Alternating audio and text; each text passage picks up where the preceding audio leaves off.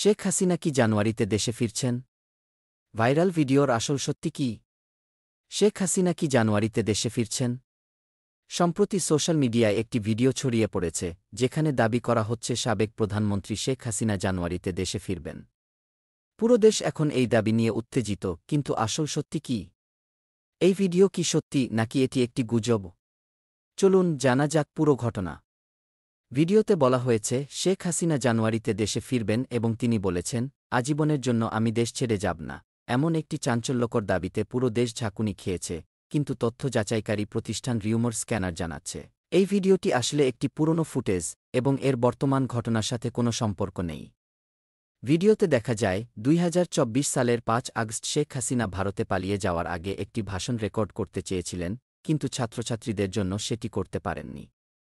পরে ভারতে গিয়ে ৬ আগস্ট তিনি একটি ভিডিও বার্তা শেয়ার করেন, যেখানে তিনি বলেন, সাময়িক সময়ের জন্য আমি দেশ ছেড়েছি, আজীবনের জন্য নয়। আমি যা হারিয়েছি তার সব কিছুর হিসাব নেব। এটি আমার বাবার দেশ, এটি আমার হাতে গড়া বাংলাদেশ। আমি কখনো এভাবে ছেড়ে দেব না।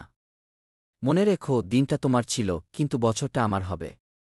তবে রিউমার স্ক্যানারের অনুসন্ধানে জানা গেছে, ভিডিওটি আসলে ভারতীয় গণমাধ্যম এনআই এর ইউটিউব চ্যানেল থেকে নেওয়া, যা ২০২৪ সালের ৭ জানুয়ারি প্রকাশিত হয়েছিল।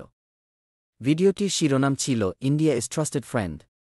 Bangladesh fame Sheikh Hasina lauds India's ওয়াল ডিউরিং ৭১-এর মুক্তিযুদ্ধ। ভিডিওতে শেখ হাসিনাকে বলতে শোনা যায়, ভারত আমাদের বিশ্বস্ত বন্ধু। মুক্তিযুদ্ধের সময় তারা আমাদের সমর্থন করেছিল এবং ৭১-এর পর তারা আমাদের আশ্রয় দিয়েছিল। এজন্য ভারতীয় জনগণের প্রতি আমাদের অশেষ কৃতজ্ঞতা।